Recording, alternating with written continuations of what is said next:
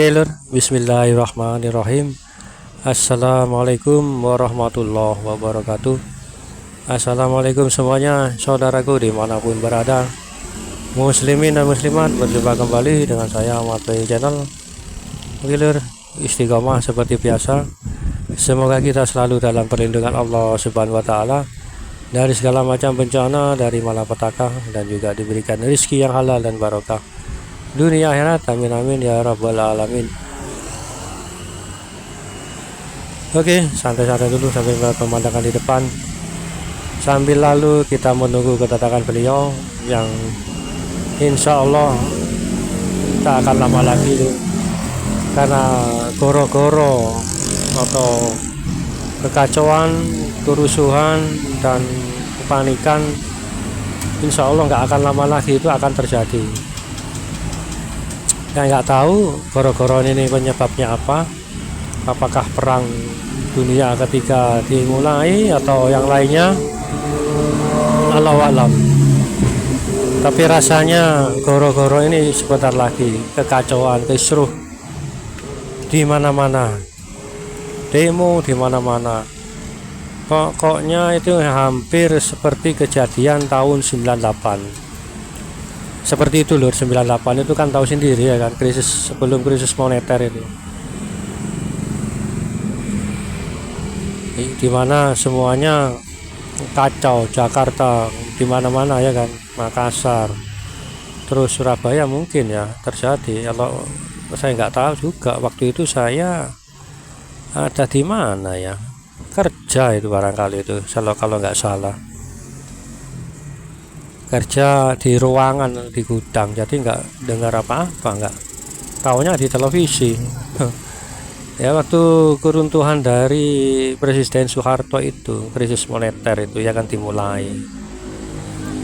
Insya Allah seperti itu nantinya lho, kerusuhan bahkan mungkin ini lebih besar dari 98 itu.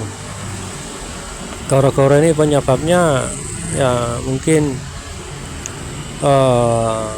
apa ya, memadakan suatu peraturan atau undang-undang yang intinya itu merugikan semua unsur, semua rakyat dari bawah sampai kalangan atas. Karena ini kepentingan ini adalah kepentingan untuk orang-orang tinggi, orang-orang tertentu, demi apa ya, meloloskan suatu urusan atau apa gitu loh. Saya nggak tahu ini apa. Ini akan mengakibatkan demo besar-besaran, baik mahasiswa maupun anak-anak SMK itu yang viral dulu ya, yang viral tahun berapa itu, sampai anak sekolah pun STM ya turun tangan sampai ikut demo. Bayangkan, namanya demo ya, itu berarti ada ketidakadilan ya kan. Kalau sebuah negara nggak ada demo atau protes, itu damai, peraturan itu semuanya diterima oleh rakyat dan menguntungkan semua elemen ya kan, baik dari kalangan bawah sampai kalangan atas. Itu berarti kan damai, peraturannya itu bisa diterima dan menghasilkan gitu loh. Tapi kalau peraturan ada suatu ketidakadilan, maka timbullah protes. Oh, suara motor R-King ada. Vespa menyusul. Wah. Di seberang jalan loh, di kiri jalan tadi. Ya itu loh. Berarti itu adalah adanya ketidakadilan yang diterapkan di sebuah undang-undang atau peraturan, dan ini akan mengakibatkan suatu demo besar-besaran hingga kekacauan di mana-mana. Bisa juga diartikan seperti itu, atau bahkan juga bisa perang dunia ketiga ini, yang dimana Indonesia mau nggak mau harus ikut campur. Karena apa ya, karena ini lur, sesungguhnya sejak zaman dahulu, bukan zaman dulu, sejak dulu Indonesia itu sudah dikepung kapal Amerika. kapal apa ya, induk lah, ada kapal induknya untuk mencaplok atau bukan mencaplok sih, ini menguasai gitu loh. Sebetulnya itu ramai kalau dulu itu desas-desusnya ya kan. Kalau nggak salah 2007 2009 itu, kalau 12 ya kalau nggak salah. Itu sempat kacau lur, sempat viral, dimana mereka sumber daya alam di negara mereka ya toh, sudah hampir menipis, sudah hampir tidak ada sumber daya alamnya. Dan di dunia, seluruh dunia masih banyak sumber daya alamnya, itu hanya ada di Nusantara, di Indonesia lur.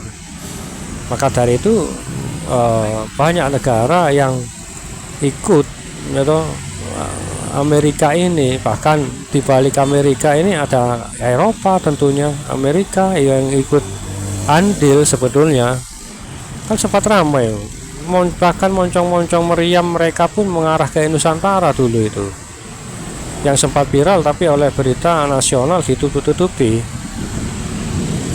lo, pernah itu viral ya, kalau nggak salah 2009 atau 2010 ke atas.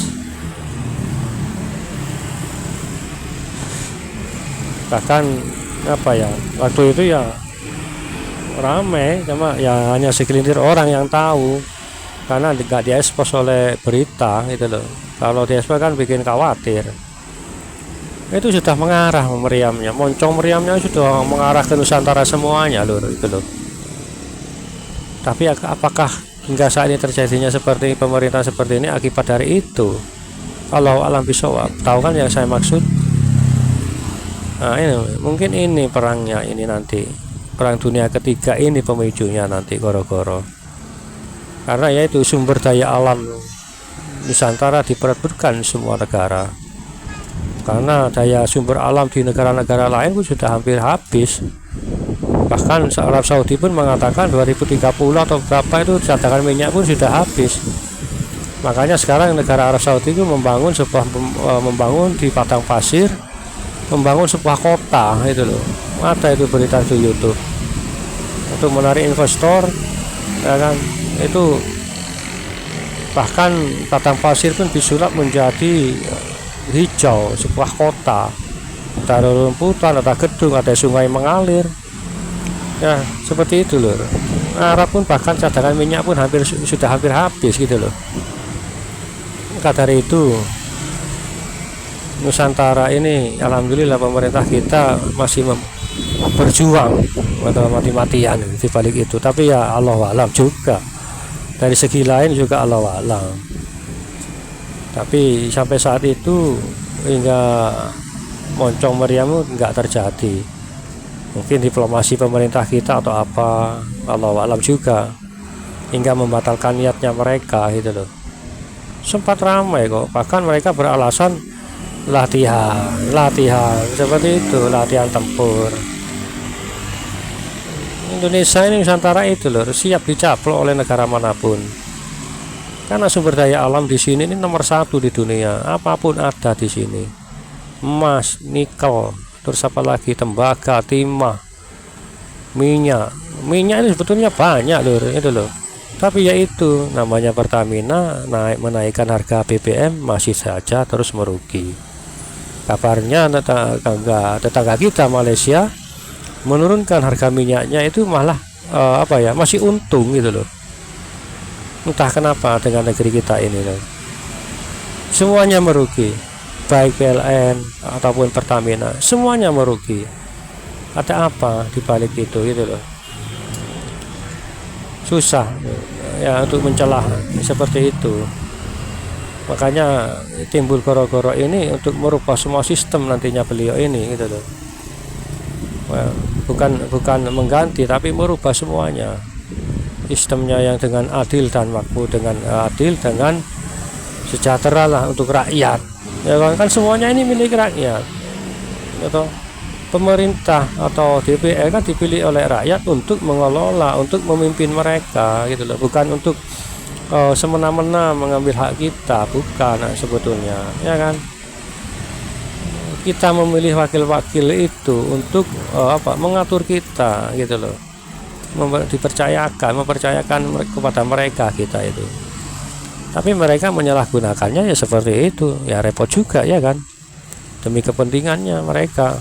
Rakyat mana kalau sudah jadi ya dipilih jadi lupa, hampir kebanyakan lupa gitu loh. Walaupun masih ada yang nggak lupa, dipilih oleh rakyat atau kampung situ dan terus jadi DPR nggak lupa.